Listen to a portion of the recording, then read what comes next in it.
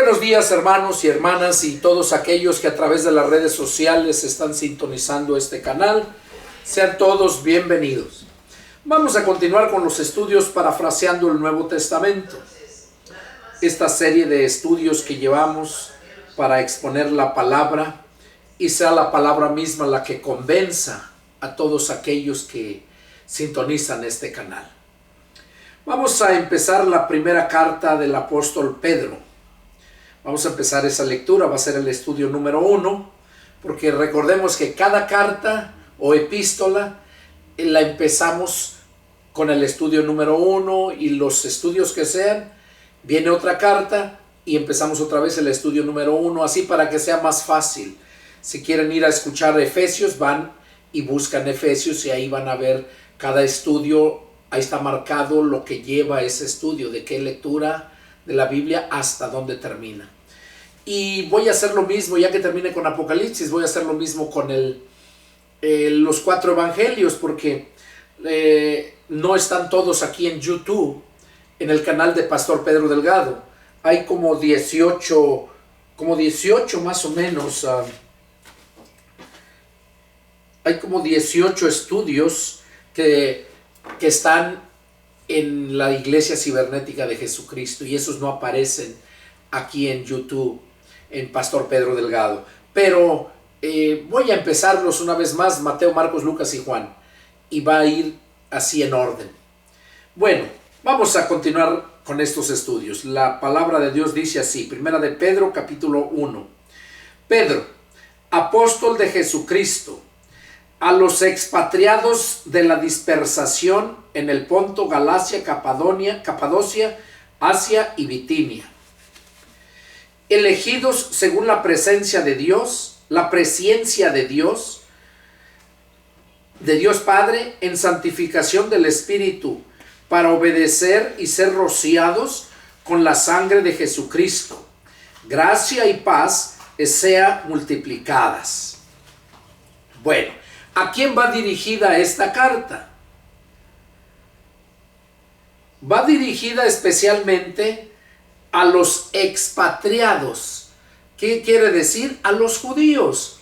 Cuando fueron esparcidos, cuando allá en el año 70 el general Tito les destruyó el templo, fueron esparcidos. Eso quiere decir la palabra expatriados, que les quitaron su patria. Dejaron de ser nación en aquel año 70 después de Cristo. Y no volvió a ser nación nuevamente hasta el año 1948, cuando la Organización de las Naciones Unidas intervino para que pudiera llegarse a ser nación una vez más. Entonces, a ellos va dirigido, o sea, a los judíos, pero también nos va a hablar a nosotros. Porque recordemos que la salvación viene de los judíos y a ellos era necesario que se les predicara primeramente y después a nosotros. Entonces ellos fueron expatriados en el año 70. O sea que si el Señor hubiera estado viviendo en Jerusalén, hubiera tenido 70 años. Pero más en cambio el Señor empezó a predicar a los 30 y a los 33 años y medio aproximadamente fue cuando lo crucificaron y ascendió al cielo. Entonces, ya después, como a los 27 años, fue cuando el general Tito, romano, les tumbó el templo y los corrió, les quitó la patria. Fueron expatriados. Y aquí Pedro les está diciendo que a ellos va dirigida esta carta. Pero también nos concierne a nosotros, porque Jesús dijo que tenía otras ovejas que no eran de ese redil y que necesitaba traerlas para que hubiera un solo redil, un rebaño y un pastor. Esos son los gentiles que somos nosotros. Bueno, dice, elegidos según la presciencia de Dios Padre en santificación del Espíritu, para obedecer y ser rociados con la sangre de Jesucristo. Gracia y paz les sean multiplicadas. O sea, ellos tenían que ser rociados pero no literalmente, no se está refiriendo literalmente que deberían ser rociados, sino cubiertos por la sangre del Señor Jesucristo. Y no es literal, sino es por fe. Es algo alegórico, como si la sangre te cubriera y a la vez te limpia, te mantiene santo. Por eso dice aquí, a los elegidos según la presciencia de Dios Padre. Ellos fueron elegidos, pero también nosotros, las ovejas que no eran de ahí, que eran de otro redil, éramos nosotros. También dice que en santificación del Espíritu. El Espíritu es el que hace la obra santificadora, tanto en los judíos como en los gentiles. ¿Para qué dice ahí mismo, a mediados del 2, versículo 2?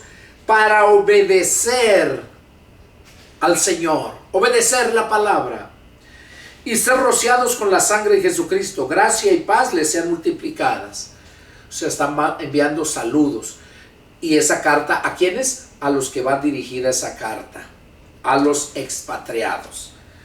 Y aquí más adelante vemos cómo entramos nosotros también. Dice, tiene como título ahorita lo que voy a leer, una esperanza viva. Bendito el Dios y Padre de nuestro Señor Jesucristo, que según su grande misericordia nos hizo renacer para una esperanza viva por la resurrección de Jesucristo de los muertos, para una herencia incorruptible, incontaminada e inmarcesible, reservada en los cielos para ustedes, que son guardados por el poder de Dios mediante la fe, para alcanzar la salvación que está preparada para ser manifestada en el tiempo postrero. Bueno, aquí el apóstol Pedro estaba mencionando que aquellos expatriados se les estaba mandando esta carta para que supieran,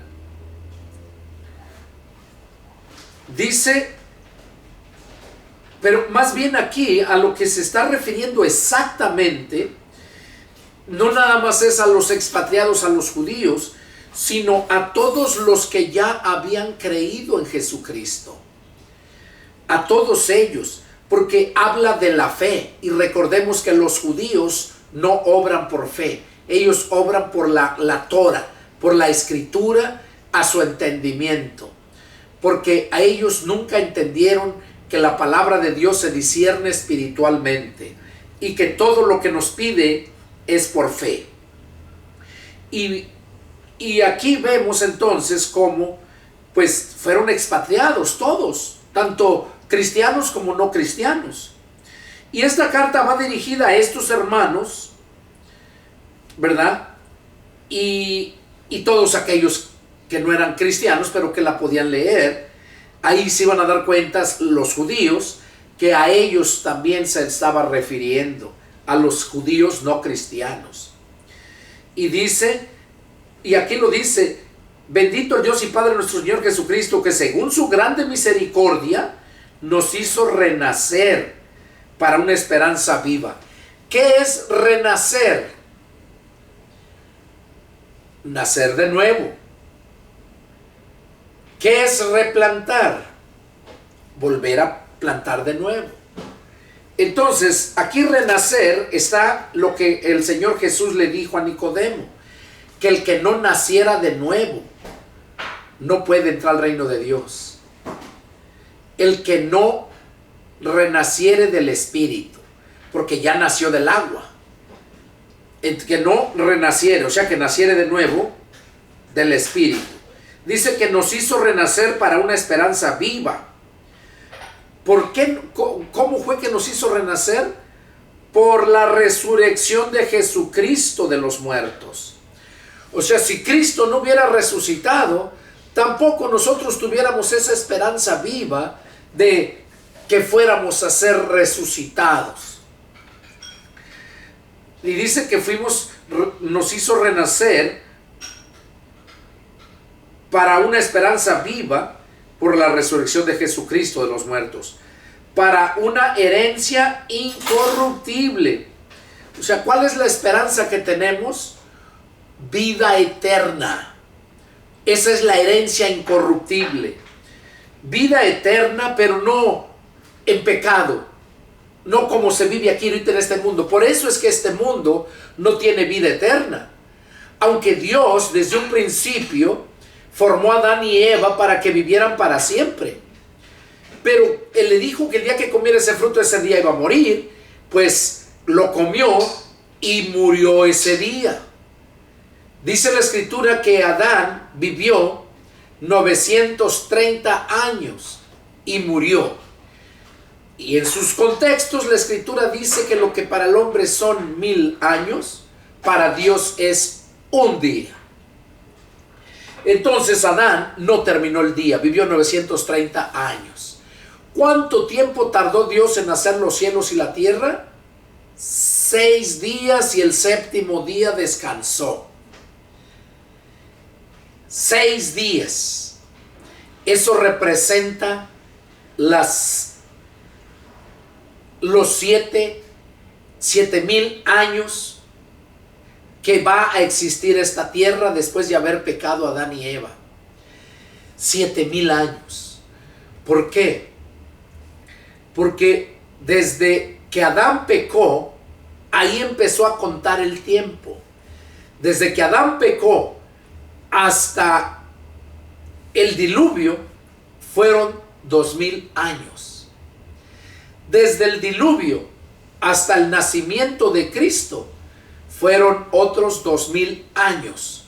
¿Cuántos años llevamos? 4000. ¿Cuántos días son del hombre? Lo que para el hombre son 1000 años, para Dios es un día. El mismo tiempo que tardó en hacer el cielo, la tierra y todo, es el mismo tiempo que le da de vida al ser humano, nada más. Por eso el hombre no puede vivir más de 1000 años. Y Dios le dio en su misericordia vivir esos 7 días de la semana, 6 días, y el séptimo día para descansar. Entonces esos 6 días son 6000 años. Por eso ya llevamos los 2000 de cuando pecaron al diluvio. Del diluvio al nacimiento de Cristo, otros 2000. Y del nacimiento de Cristo hasta ahorita, ya son 2000 años. Por esta razón, y por muchas, hay muchas pruebas de que Jesús viene muy pronto. Esta es una de las razones por las cuales podemos estar confiados de que Jesús viene muy pronto. Porque ya son los 6 días. Ya son los 6 días. Viene el día de reposo. ¿Cuál es el día de reposo? El milenio. Por eso nada más son 1000 años. La dispensación que viene va a ser solamente de 1000 años, que es el séptimo día, y es cuando va a descansar la humanidad. Es el día de reposo. ¿De qué va a descansar? Bueno, ahorita mucha gente, religiones que tienen la doctrina de los adventistas, e incluyendo los adventistas, que guardan el sábado. Los judíos, ellos sí guardan ahorita el sábado porque la Torah los dice, en la ley se le dio a Moisés. Ellos guardan el sábado. Y las religiones de los gentiles que se formaron, según por fe, por escuchar el evangelio de Cristo, pero es mentira porque ni están en la ley ni están en la gracia, porque ni obedecen a uno ni obedecen al otro. Entonces, esos escogen el día sábado y no trabajan. Recordemos que el sábado para los judíos empezaba desde el viernes, cuando ya estaba terminando, metiéndose el sol. Cuando ya está metiéndose el sol, que ya está empezando a caer la noche, en ese momento es cuando empieza a contar el día para los judíos. Por esta razón es que los judíos desde el viernes en la tarde, ya cuando se va metiendo el sol, ya no trabajan, no hacen nada. Ahora, no todos los judíos, porque recordemos que no todos son religiosos. Muchos judíos son mundanos. Aunque saben la Torah, saben el privilegio que tienen, de acuerdo a la Torah, de ser del pueblo de Dios, pero ni aún así creen a la palabra. Entonces, esos judíos, desde el viernes ya no trabajan los religiosos. Y el sábado, todo el día no trabajan, hasta cuando ya se va metiendo el sol. Ya de ahí para adelante ya pueden trabajar, hacer cualquier otra cosa. Pero mientras no. Y la religión de los gentiles, que tienen la doctrina adventista, y los adventistas mismos hacen lo mismo. Yo he conocido, de hecho, los vecinos donde vivíamos nosotros, a la persona que le compró mi papá el terreno para hacer la casa, eran adventistas. Mi hermano se casó con una hija de ellos, adventista, que ya se murieron los dos señores y se fueron al mundo, anduvieron en el mundo.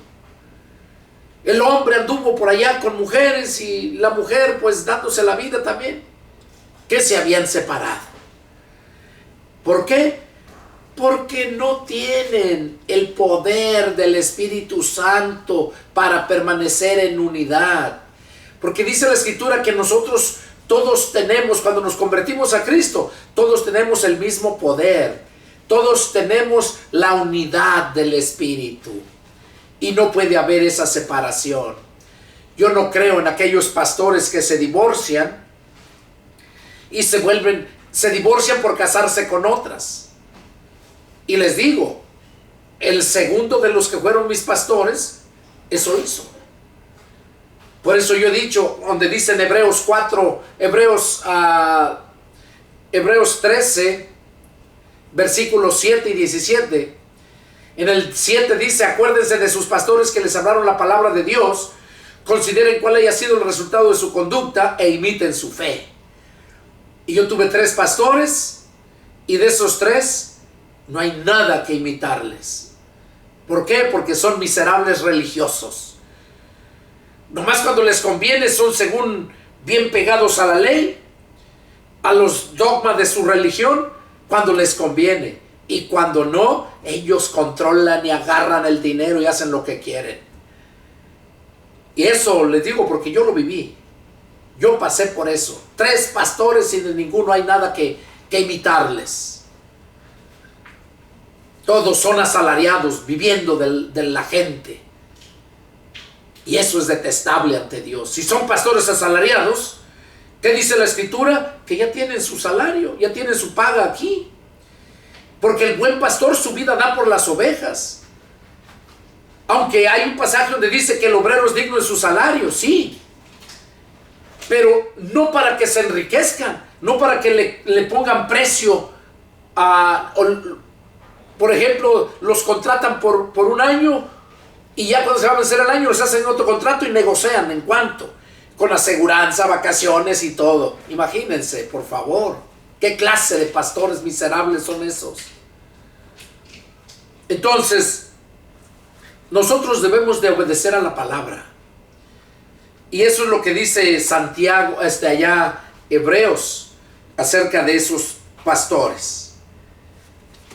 Entonces aquí, volviendo a este punto, dice que nos hizo renacer para una esperanza viva por la resurrección de Jesucristo, para una herencia incorruptible, incontaminada e inmarcesible, o sea que nunca se acaba, reservada en los cielos para ustedes, dice el apóstol Pedro, para ustedes. Claro que él también no se contó ahí, pero también él, hubiera dicho para nosotros. No más que si decía para nosotros, iban a pensar que era para Pedro y los que estaban ahí con él. Porque acuérdense que era una carta, no estaba en presencia con ellos. Entonces, si les dice para nosotros, iba a pensar que era para ellos nada más. Por eso dice para ustedes, los de la fe, que son guardados por el poder de Dios mediante la fe. Ahí lo dice, mire qué claro. Los que son guardados por Dios mediante la fe, para alcanzar la salvación que está preparada para ser manifestada en el tiempo postrero. Mediante la fe podemos alcanzar la salvación. Esa salvación que ya está preparada para los últimos días o el tiempo postrero, que es lo mismo. En lo cual ustedes se alegran, aunque ahora por un poco de tiempo, si es necesario, tengan que ser afligidos en diversas pruebas. O sea, estaba diciéndoles que a lo mejor dice, están siendo afligidos por diversas pruebas, pero trae alegría. Yo me alegro cuando ando en México, cuando ando en otros lugares predicando el evangelio. Es un gozo mirar las almas cómo reciben la palabra. Los que creen, los que quieren. Porque hay muchos religiosos que nos insultan y nos corren. Bueno, para que sometida a prueba vuestra fe, mucho más preciosa que el oro, el cual aun aunque perecedero se prueba con fuego, sea hallada en alabanza, gloria y honra cuando se ha manifestado Jesucristo. O sea, aquí está diciendo Pedro que nuestra fe va a ser sometida a prueba, esa fe que es mucho más preciosa que el oro. Sí, porque el oro no te da la salvación y la vida eterna. Es la fe. Por eso dice que la fe, mucho más preciosa y valiosa que el oro, el cual, o sea, el oro, aunque perecedero, o sea, se acaba, dice, se prueba con fuego. Para probar el oro, para limpiar el oro de las minas, usan el fuego, usan químicos, usan ácidos. Y el fuego más que nada. Y aquí dice, se prueba con fuego. Así como el oro se prueba con fuego, así nuestra fe va a ser probada. Dice, así por fuego. Y que sea hallada en alabanza, gloria y honra. O sea, que nuestra fe sea hallada en alabanza. Que tu fe de verdad sea una fe genuina y que traigas un montón de obras, porque la fe produce obras, y si no lleva obras, esa fe no sirve, está muerta. Dice, y honra cuando se ha manifestado Jesucristo, a quien aman sin haberle visto. Oiga, está hablando a aquellos que se convirtieron y nos está hablando a nosotros los gentiles, que amamos al Señor, que tenemos fe en Él por escuchar su palabra y que lo amamos sin haberle visto. Y eso que dijo Pedro aquí también lo dijo el Señor Jesús. Se lo dijo al apóstol Tomás. Recordemos que cuando resucitó el Señor se les apareció el domingo en la noche y no estaban Tomás ahí. Y le dijeron que había resucitado y él no les creyó. Dijo que él necesitaba verlo, meter su dedo donde lo clavaron y meter su mano donde le sajearon en el costado con la lanza. Y cuando al siguiente domingo se les vuelve a aparecer y ahí estaba Tomás. Y ahí es cuando el Señor le dijo, porque cayó de rodillas y lo reconoció como su Señor y su Dios. Y el Señor Jesús le dijo, tú porque me has visto, has creído. Pero bienaventurados todos aquellos que no me ven y creyeron en mí. Y eso es para estos tiempos. No vemos a Jesús, no lo vimos a Jesús, pero creemos en Él. Eso es fe. La convicción, la certeza, la seguridad de algo que no ves, pero que lo estás esperando. Y a Cristo lo estamos esperando. Dice, a quien aman sin haberle visto, en quien creyendo, aunque ahora no lo ven, se alegran con gozo inefable y glorioso, obteniendo el fin de vuestra fe, que es la salvación de vuestras almas. O sea, nuestra fe tiene que permanecer hasta el fin. Y claro que permanece, porque si la fe la adquiriste por escuchar la palabra de Dios, es porque te convertiste a Cristo, te arrepentiste, el Espíritu Santo ya está en ti. Y Él que empezó la obra, la va a perfeccionar. Eso dice la Escritura. Por eso yo no creo en aquellas religiones que enseñan que la salvación se pierde. No, el que se pierde es porque nunca recibió el poder del Espíritu Santo. O sea, nunca nació del Espíritu. Creyó que nació del Espíritu cuando llegó a una religión. Cuando le dijeron, haz esta oración y ya eres cristiano. Y muchas religiones hacen eso. Hasta le regalan sus Biblias. En una sola predicación. Y ya dice, a ver, ¿quién quiere aceptar a Cristo? Levanten su mano. Y ya el que levanta la mano, ya van, hagan esta oración, le dan su Biblia y eres cristiano. Eso es lo que hace la religión. Pero no es así. El que nos hace cristianos es el Espíritu de Cristo cuando entra a nosotros y transforma nuestras vidas. Es cuando verdaderamente somos cristianos. Por eso dice 2 Corintios 5:17, de modo que si alguno está en Cristo, nueva criatura es. Las cosas viejas pasaron, y aquí todas son hechas nuevas. Por eso cuando nosotros nacemos del Espíritu, venimos a ser nuevas criaturas, unos niños espirituales, obteniendo el fin de vuestra fe, que es la salvación de vuestras almas. Verso 10. Los profetas que profetizaron de la gracia destinada a ustedes, inquirieron diligentemente, indagaron acerca de esta salvación. O sea, los profetas, dice, que indagaron acerca de esta salvación, escudriñando qué persona y qué tiempo indicaba el Espíritu de Cristo que estaba en ellos, el cual anunciaba de antemano los sufrimientos de Cristo y las glorias que vendrían tras ellos. A estos se les reveló que no para sí mismos, o sea que la revelación que se les estaba dando a aquellos profetas, que no era para ellos mismos, sino para nosotros. O sea, eran profecías del futuro. Por ejemplo, Isaías 9:6 habla del nacimiento de Cristo y cómo se le iban a nombrar: poderoso, Dios fuerte, Padre eterno, príncipe de paz, maravilloso consejero. Bueno, a estos se les reveló que no para sí mismos, sino para nosotros, administraban las cosas que ahora les son anunciadas por los que las han predicado, el Evangelio, por el Espíritu Santo enviado del cielo. O sea, el Evangelio fue enviado por el Espíritu Santo del cielo. De allá viene el Evangelio, o sea, las noticias nuevas de salvación. Y las primeras noticias que llegaron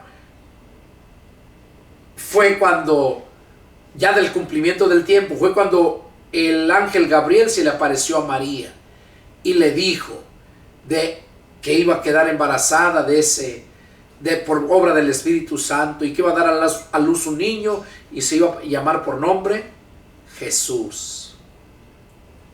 Bueno, cosas en las cuales anhelan mirar los ángeles. Oiga, esas cosas anhelan mirar los ángeles. Sigue diciendo: por tanto, cíñanse los lomos de vuestro entendimiento. ¿Qué está diciendo aquí Pedro? Cíñanse los lomos de vuestro entendimiento.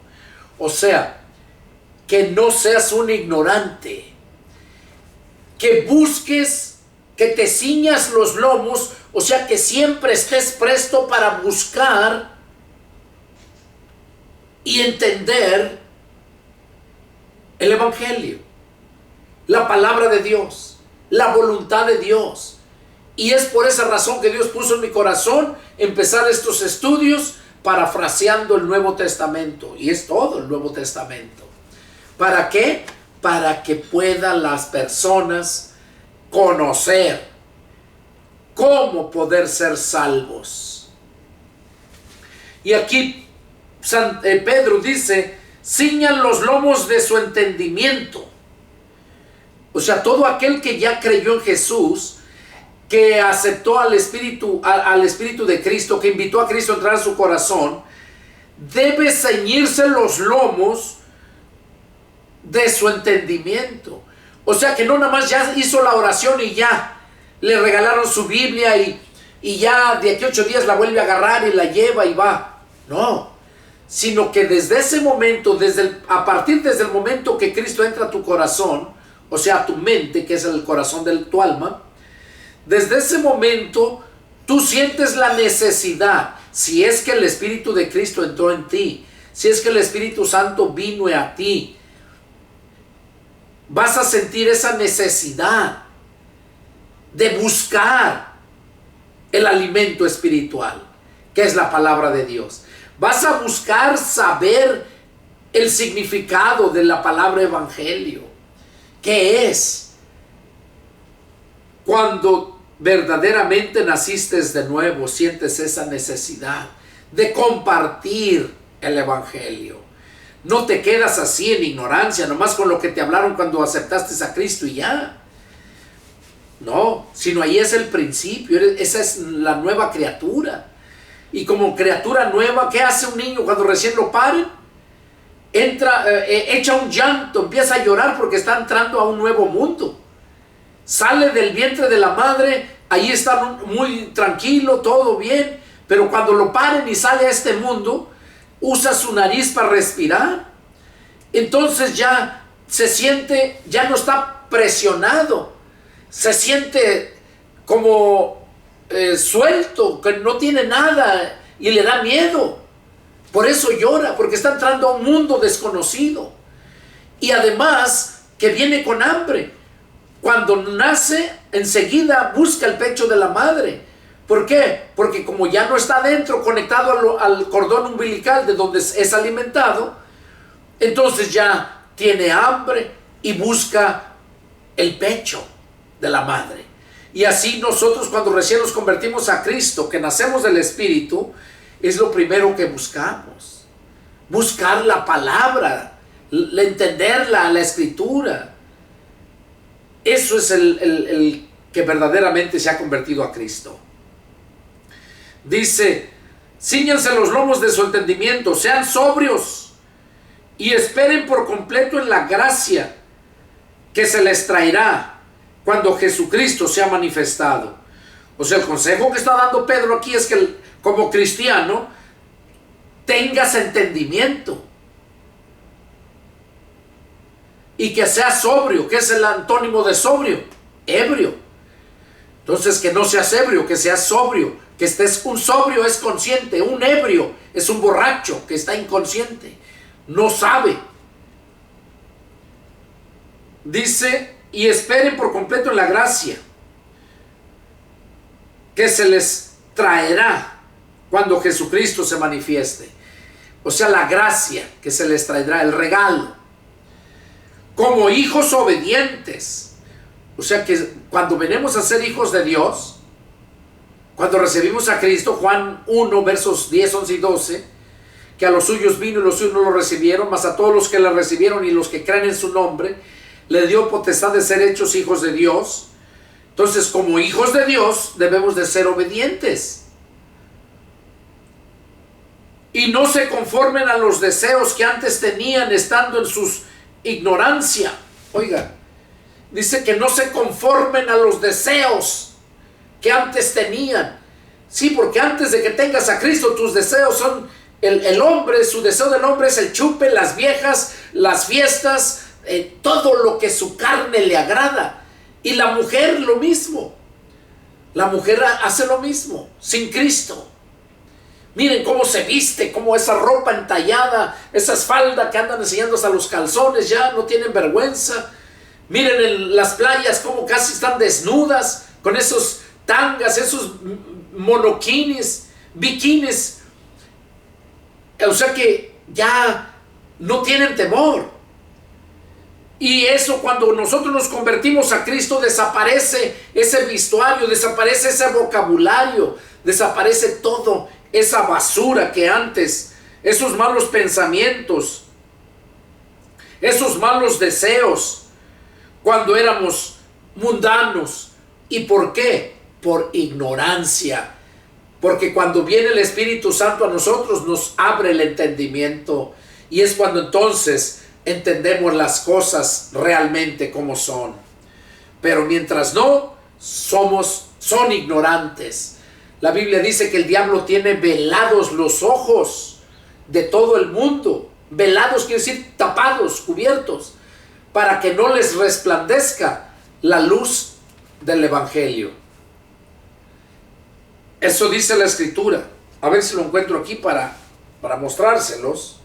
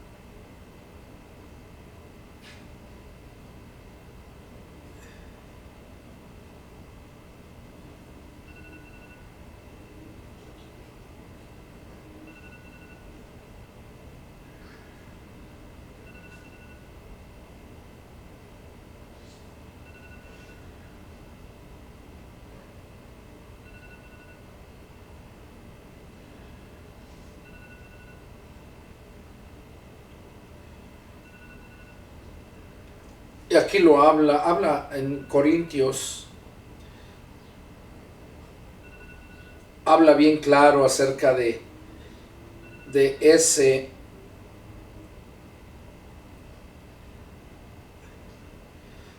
dice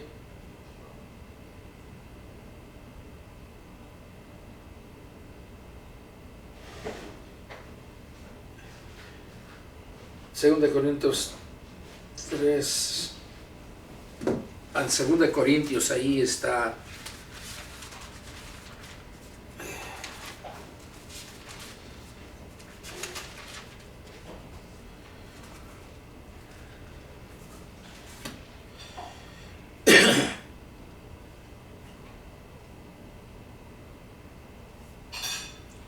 Dice, pero el entendimiento de ellos se embotó, porque hasta el día de hoy, cuando leen el antiguo pacto, les queda el mismo velo,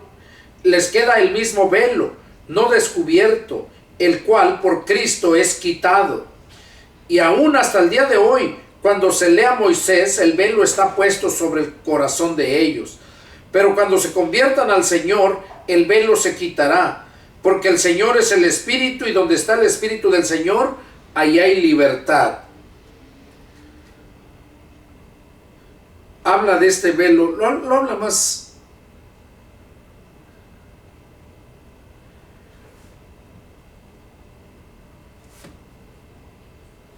Entonces, el diablo tiene velado a todo el mundo para que no le resplandezca la luz del Evangelio.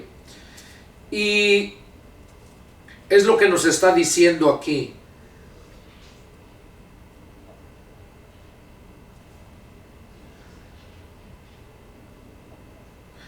Luego sigue diciendo, verso 15, sino como aquel que los llamó es santo, sean también ustedes santos en toda vuestra manera de vivir.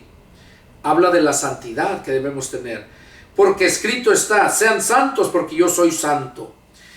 Y si invocan por Padre a aquel que sin acepción de personas juzga según la obra de cada uno, condúzcanse en temor todo el tiempo de su peregrinación. Oiga, y si invocan por Padre a aquel que sin acepción de personas juzga según la obra de cada uno. Todas las religiones invocan a Dios como el Padre, pero ¿qué hacen? No se conducen, como dice aquí, condúzcanse en temor todo el tiempo de su peregrinación. No se conducen, como dice el Señor, con ese temor, sabiendo que fueron rescatados de vuestra vana manera de vivir, la cual recibieron de vuestros padres, no con cosas corruptibles como oro o plata, sino con la sangre preciosa de Cristo, como de un cordero sin mancha y sin contaminación. O sea, por esa sangre preciosa de Cristo fuimos nosotros comprados. Dice que fuimos rescatados de nuestra vana manera de vivir. Dice, y fue con esa sangre, ya destinado desde antes de la fundación del mundo, pero manifestado en los postreros tiempos por amor de ustedes. O sea, desde antes de la fundación del mundo, ya estaba destinado que iba a venir el Señor Jesús. Verso 21, y mediante el cual creen en Dios, quien le resucitó de los muertos y le ha dado gloria, para que vuestra fe y esperanza sean en Dios. O sea que si nosotros creemos en Jesús, que Dios lo resucitó de los muertos, allá en Romanos 10, verso 10 dice, serán salvos. Nosotros creemos en Dios mediante el Señor Jesucristo. Y tenemos esa esperanza en Dios. Verso 22. Habiendo purificado vuestras almas por la obediencia a la verdad. ¿Cómo es que se purifican nuestras almas? Obedeciendo a la verdad. Juan 14:6, según Jesús dijo, yo soy el camino, yo soy la verdad. Cuando nosotros obedecemos a Cristo, estamos obedeciendo a la verdad. Y asimismo, nuestras almas se purifican obedeciendo a Cristo mediante el Espíritu, para el amor fraternal no fingido. O sea, el Espíritu que vino a poner en nosotros, el Espíritu Santo, dice, para el amor fraternal no fingido. Ámense unos a otros entrañablemente de corazón puro, siendo renacidos no de simiente corruptible, sino de simiente incorruptible. Y otra vez habla aquí de renacidos, siendo renacidos. O sea, que nuestra nuestro nuevo nacimiento viene siendo incorruptible por la palabra de Dios que vive y permanece para siempre. Ese es el que nos guarda incorruptibles. Porque toda carne es como la hierba, o sea, toda la carne, todo el ser humano. Y toda la gloria del hombre como flor de la hierba. La hierba se seca y la flor se cae, mas la palabra del Señor permanece para siempre. O sea que si el hombre se preocupa solamente por lo material, dice que se va a perder. Pero si se preocupa de lo espiritual, entonces dice que va a permanecer para siempre. Y esta es la palabra que por el Evangelio les ha sido anunciada. Desechando pues toda malicia, todo engaño, hipocresía, envidia y todas las detracciones, decían como niños recién nacidos la leche espiritual no adulterada, para que por ella crezcan para salvación. Oiga, ¿qué se está refiriendo aquí? Que desechen toda malicia, todo engaño, toda hipocresía, porque todo eso viene de la gente religiosa. Pero la gente que de verdad se ha convertido a Cristo y que nació del Espíritu, esa gente siempre desea, como los niños recién nacidos, la leche espiritual no adulterada. O sea, el niño recién nacido desea la leche natural, la leche de la mamá, de su seno. Pero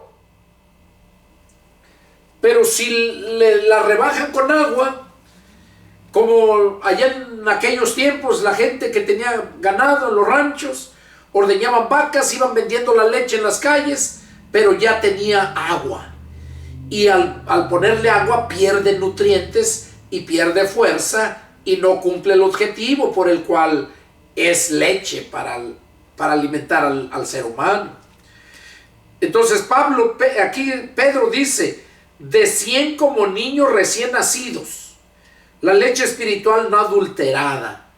O sea que debemos de desear la palabra que no vaya adulterada. ¿Quién la adultera? La religión. Eso Jesús se lo dijo a los fariseos, a los saduceos. Esas fueron de las primeras religiones que el diablo formó para engañar al mundo. Y Jesús se los dijo a ellos. Ellos son los que adulteran la leche espiritual, o sea, la palabra de Dios. Ellos la adulteran, la gente religiosa, todas las religiones, para que por ella crezcan, o sea, por la leche espiritual no adulterada, crezcan para salvación. ¿Qué quiere decir? Que toda esa gente religiosa que ha tragado siempre la leche espiritual, pero adulterada, esa no va a crecer, mucho menos va a ser salva. No va a alcanzar la salvación. No la va a alcanzar. Si es que han gustado la benignidad del Señor. O sea, si es que les ha gustado la benignidad del Señor. Si les ha gustado el Evangelio, lo que se les ha predicado. Entonces, y lo creen, es cuando ustedes van a encontrar la salvación. Por medio de esa fe y ese alimento, esa leche espiritual no adulterada. Bueno, hermanos, este fue todo el estudio número 1 de la primera epístola del apóstol Pedro. Deseo todo mi corazón que Dios les haya hablado, que les dé sabiduría, que puedan ustedes seguir aprendiendo cada día más, como lo dijo esta carta, que reciban la palabra pura, no adulterada, para que por ella alcance la salvación. Que Dios los bendiga y nos vemos la próxima. Adiós.